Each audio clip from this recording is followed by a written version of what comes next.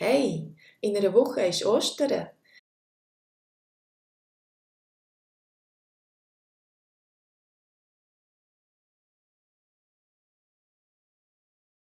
Wann tun wir zusammen Eier malen?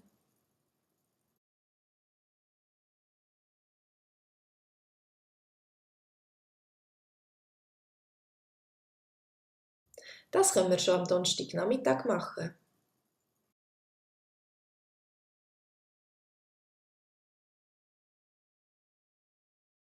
Meinst du gekochte Eier oder ausblasene Eier?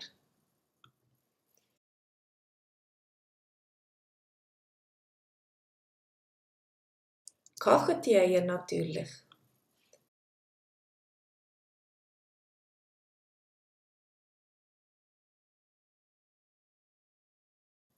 Gut. Hast du Farbe zum sie färben?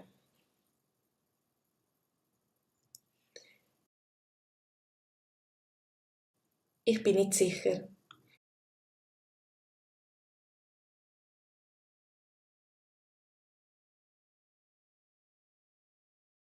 Ich sage meiner Frau, dass sie Farbe kaufen soll.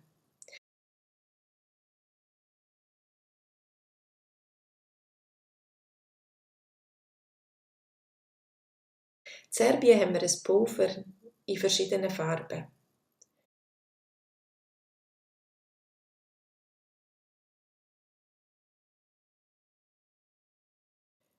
Wir haben immer sehr farbige Eier in Serbien.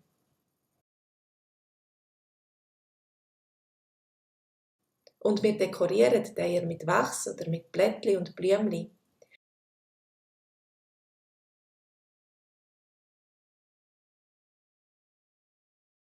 Die Blättli fixieren wir mit alten Damenstrumpfhosen fixieren.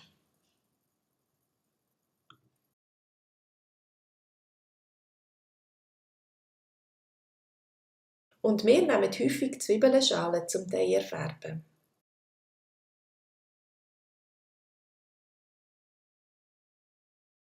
Also, bis am Donnerstag.